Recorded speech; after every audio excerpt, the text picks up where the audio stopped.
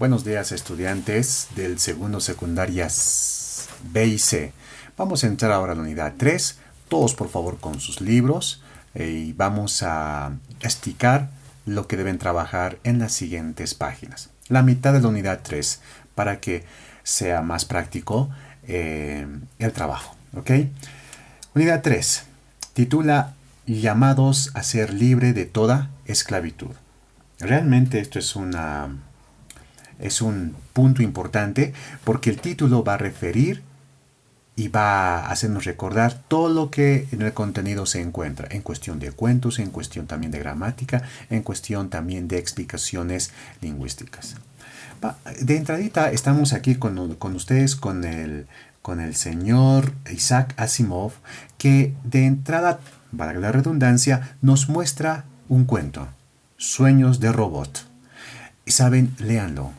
Interesante el cuento, muy interesante. Además, Isaac Asimov, donde ustedes tienen que llenar datos de él, un ruso que escribía cuentos de ciencia ficción, ha sabido realmente interpretar nuestra época moderna, ¿no? Sueños de un robot es cómo es posible que un robot sueñe, ¿no?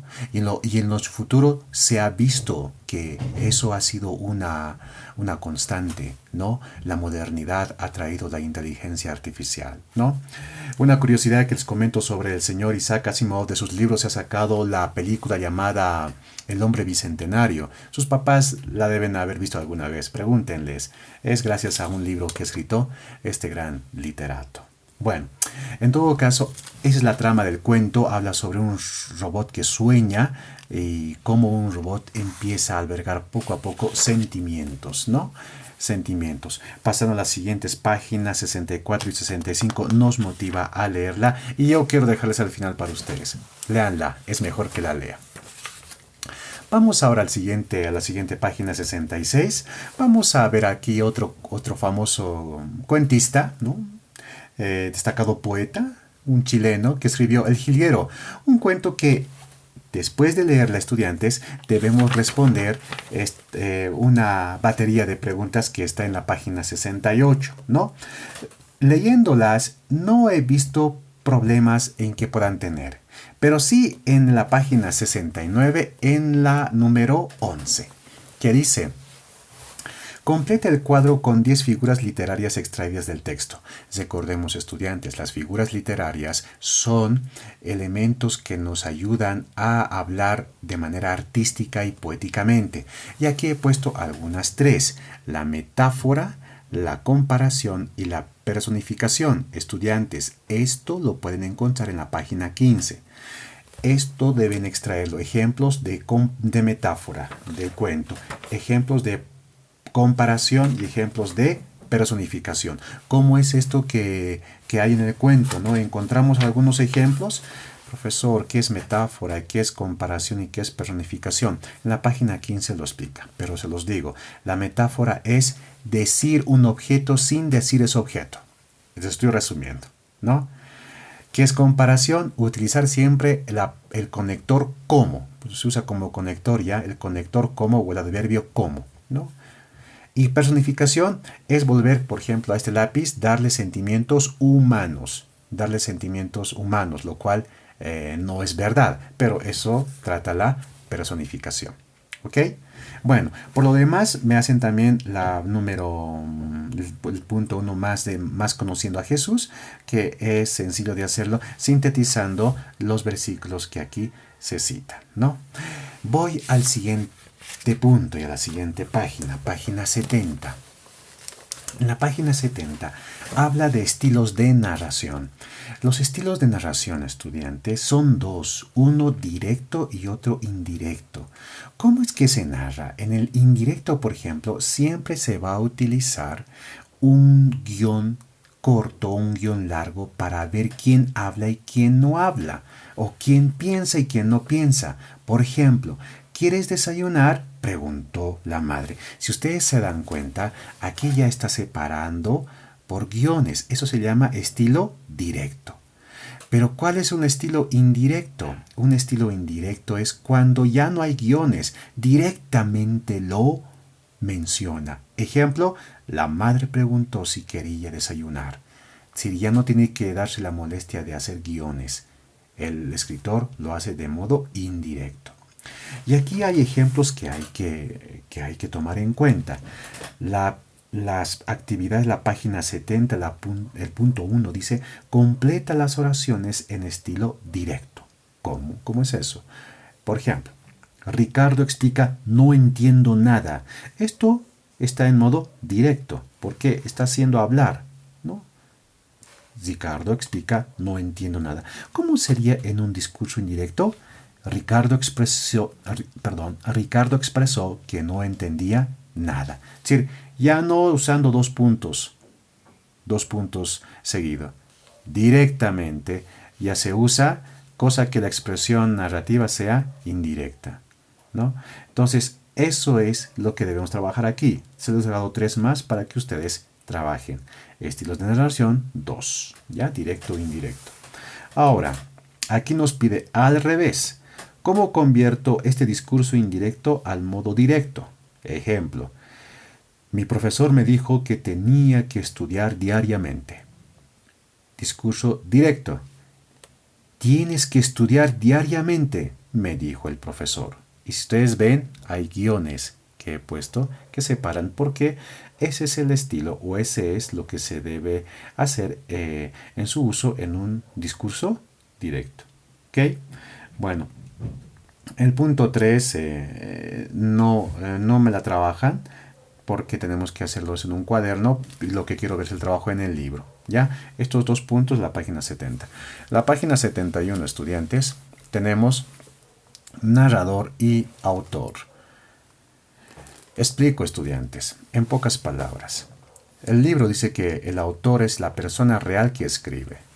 El narrador es el ente que en primera o tercera persona cuenta la historia.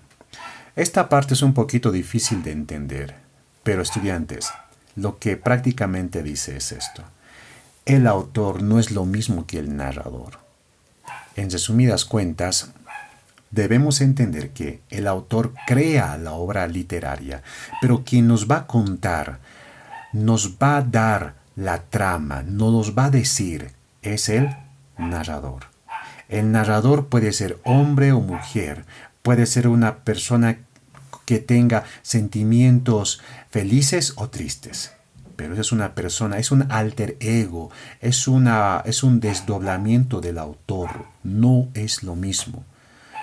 Porque si el autor escribiera con sus sentimientos un cuento o una novela, pondría sus ideas, ¿no? Y la novela sería para convencerte de que te vayas a una idea, a un idealismo, que te vayas a una posición. Y eso es lo que trata de evitar el autor. El autor escribe, pero no quiere colocar sus pensamientos. ¿Cómo les digo? A ver, un autor, por ejemplo, que no cree en Dios. Imagínense un autor que no cree en Dios. Puede escribir, puede crear a un narrador que sí cree en Dios, ¿no? Y el narrador va a contar la historia desde un narrador que tiene sus sentimientos. Entonces, el autor tiene ese filtro, que es el narrador. Bueno, en estos 2 puntos vamos a aclararlo más adelante. Pero lo que quiero que ustedes hagan es el trabajo, por ejemplo, de estos 3 puntos que pide el libro. ¿Qué tipo de narrador gobierna en estos 3 segmentos o 3 pasajes de cuentos de diferentes autores? Entonces, en el narrador 3, por ejemplo, hasta donde se lee y dice, el niño no sabe nada, nada más, como poseído de una fiebre deslumbradora, camina, corre y huye. ¿Saben? Esto da más a que es un narrador en tercera persona o también llamado narrador omnisciente. ¿Por qué? Porque el narrador omnisciente es el que lo sabe todo. Sabe el pasado y el futuro, omnisciente. En sí como Dios mismo, lo sabe el principio y el fin. Es un narrador peligroso porque sabe lo que piensan y lo que no piensan sus personajes. ¿Qué es un narrador en primera persona? Porque hay 3 tipos de narrador. Participa como personaje que interviene en la trama. Aquí tenemos este tipo de segmento de un cuento que va con lo que describe un narrador protagonista, porque el narrador protagonista es un personaje que interviene en la trama. Caí al suelo, me levanté como pude y huí hacia la calle, en donde recién pude llorar con la amargura más grande que haya sentido en mi vida. Es un narrador que está dentro como primera persona, lo está hablando como primera persona, entonces es un narrador protagonista. Y por ende el narrador testigo es el que mira, pero no hace reflexiones, lo único que nos dice es mira, nos describe lo que ve, atestigua todo. Entonces, ya les he dado la pauta de estos tres narradores, pongan eso por favor. Ahora, el trabajito que van a hacer es la 2, que dice, transcribe 2 fragmentos literarios de tu elección e identifica a su autor y el tipo de narrador. Estudiantes, para hacerlo más fácil, se van a ir a la página 223, van a leer el cuento La lluvia y me van a transcribir aquí, poniéndolo entre comillas, un pequeño fragmento de 2 o 3 líneas y me ponen qué tipo de narrador gobierna, omnisciente, protagonista o testigo. ¿Ok? Apreciados estudiantes, hablamos sobre el cuento, porque todo lo que implica hasta ahora de lo que hemos hablado es el cuento.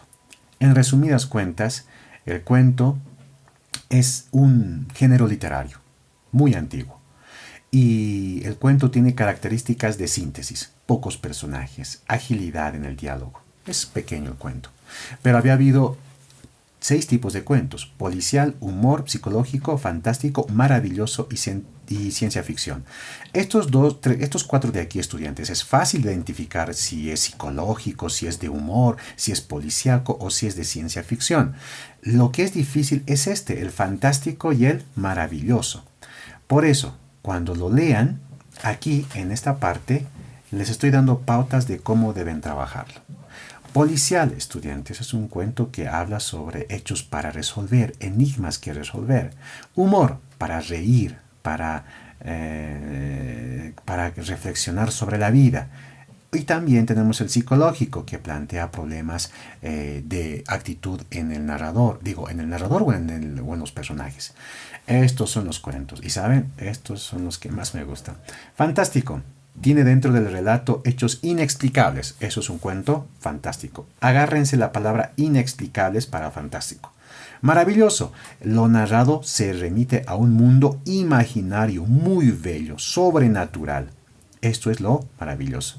Bueno, aquí por ejemplo, he subrayado algunos puntos para que usted, estudiante, se ubique qué tipo de cuentos encajan en esta.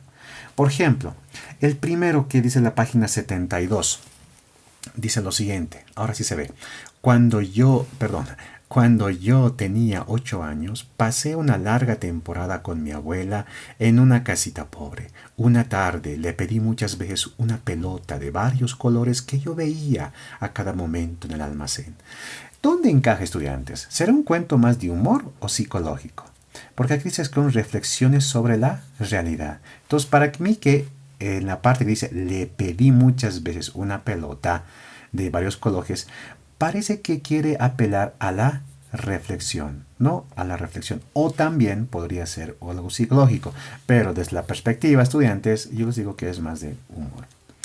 Este cuento, en eso se coló por la puerta un correntón de aire que la dio la leve corporeidad de Pedro, y como a una pluma sopló por la ventana abierta. Su marido subía por el aire inocente de la mañana, subía en suave contoneo como un globo de color fugitivo en un día de fiesta. ¿No creen que esto es maravilloso? Algo que realmente nos quisiera que pase. Entonces este cuento parece que encaja en lo maravilloso. Y aquí está el cuento. Aquí está otro tipo de cuento. En el 3, por favor, vean, gallinas eran como salvajes. ¿Dónde encaja esto? Y el otro que dice el robot. ¿Dónde encaja esto? Parece que ya la tarea ya está hecha de esta parte, página 72. Apreciados estudiantes, un cuento perdón, tiene una superestructura del cuento, ¿no? Narración, historia, moraleja, evaluación, trama, episodio, marco, suceso, compilación y resolución, ¿no? En resumidas cuentas, todo esto, su estructura, no una superestructura, sino una estructura normal, es inicio, nudo y desenlace, ¿no? Aquí, por ejemplo, ustedes van a ver la fábula, que es un microcuento, El burro y la sal. ¿Quién no ha leído fábulas antes? Realmente las fábulas han dado, siempre dando una enseñanza, un tipo de cuento que enseña algo con moralidad, ¿no? Algo para enseñar para la vida. En la parte 73, estudiantes, nos pide que investiguemos sobre estos tres autores de cuentos modernos, de Ernest Fochtman en Alemania, de Edgar Allan Poe de Estados Unidos y de Guy de Maupassant de Francia.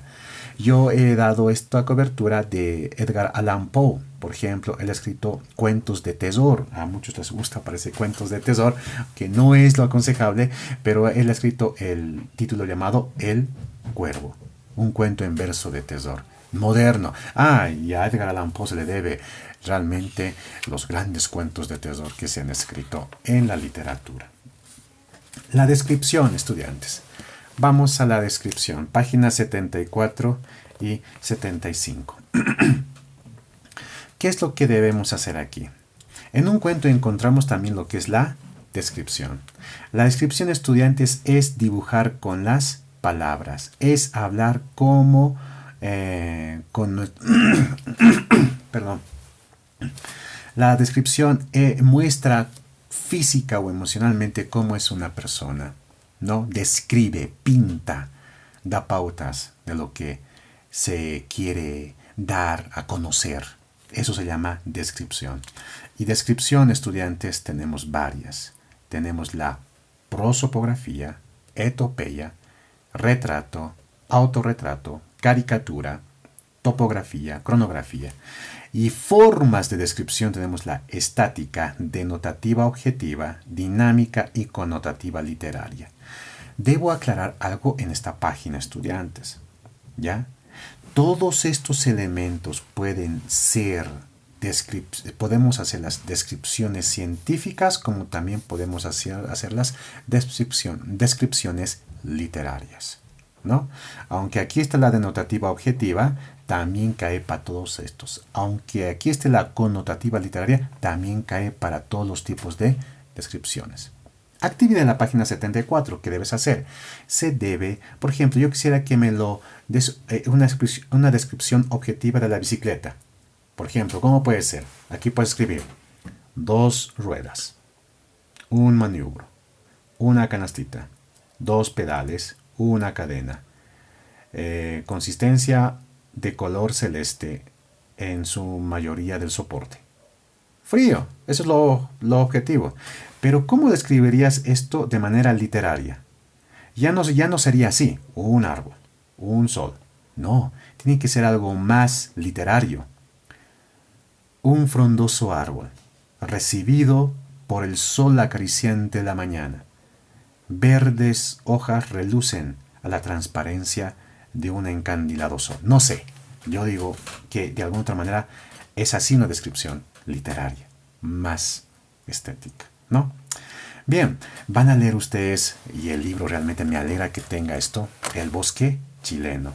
El bosque chileno es una descripción de un gran autor llamado Pablo Neruda, y bueno, aquí está en su versión de un editorial de Losada, ¿no? Pero hay otras ediciones que también respetan algunos adjetivos y sustantivos del autor. Pero en sí, realmente, leer El bosque chileno de Pablo Neruda es como si lo vivieras, es como si que tú estarías ahí mismo, que el autor parece que te lleva en medio de este bosque y te hace vivir lo que hay en ese bosque. Entonces, léanlo. La descripción del señor Pablo Neruda y trabajemos el siguiente punto después de haberlo leído.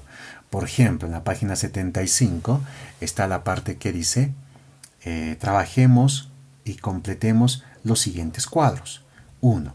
Imágenes auditivas. ¿Qué imágenes auditivas encontramos en este cuento? ¿Qué imágenes auditivas encontramos? Por ejemplo, yo he puesto, voy a transcribir, suena como un oboe. Aquí pesqué esa imagen auditiva. ¿Qué otra imagen te deja estos? Hay imágenes visuales, hay imágenes táctiles, hay olfativas, hay comparaciones y hasta hay paralelismos. En las imágenes visuales, por ejemplo, yo puse 60 lágrimas desde sus verdes ojos fríos. Esto es lo que yo capté, me dejó esa visualidad, me dejó esa imagen visual en la descripción. Habrá imágenes táctiles que al leerlas he sentido que las he tocado, van a pescarlas aquí. Habrá imágenes olfativas que cuando las has leído has sentido olerlas, van a pescarla también aquí. Comparaciones, el autor compara un objeto con otro objeto, véanla aquí también, estudiantes. Y paralelismo. Paralelismo significa cómo compara. El bosque chileno lo compara con otro mundo, con el universo. Utiliza la palabra, ¿quién sabe? También la palabra, no tanto como, sino las palabras de confrontación. Así como, por ejemplo, el bosque chileno, el mundo del universo, no sé si estoy redundando, el universo hace comparaciones y hace también paralelismos. ¿Ok? Entonces quiero que me completen estos 4 puntos según las indicaciones que les he dado. Y un poquito de la biografía del señor novelista Pablo Neruda. Terminamos, estudiantes. Lo que quiero que hagan en esto ahora es hacer su propio cuento, eligiendo 3 personajes. Aquí, por ejemplo, yo elegí 1, 2 y 3. Los coloco aquí, tipo de narrador. Yo quiero que sea omnisciente. Usted puede ser testigo o protagonista. Nombres de los 3 personajes, colócale nombres. Época, puedes colocar 2020. Situación inicial, tú colocas en Francia o en Bolivia. Paso lo siguiente. Conflicto, podemos hablar, por ejemplo, de las cosas que están pasando ahora, ¿no? La epidemia. Desenlace, que se encontró por fin una vacuna, ¿no? Aquí puedes empezar diciendo, ¿no? Tal vez con eso, ¿no? Y la artista que pintaba se encontró con su amigo Pedro, ¿no? La artista María se encontró con su amigo Pedro y de repente, después de compartir unos momentos de guitarreada y ver también los cuadros que ella pintaba, a 2 días siguientes se sintió un poco mal, fue a visitar a su amiga Paola y Paola le dijo que tenía coronavirus. No sé, chicos. Y ahí la trama. Ustedes hagan su creatividad. No descanso más. Hasta ahí quisiera que se trabaje el libro. Y una vez trabajado el libro, me manden fotitos de las páginas específicas que pido en el PDF, ¿no? En especial la 77 y la 75. Esas más que todo. Que tengan un buen día.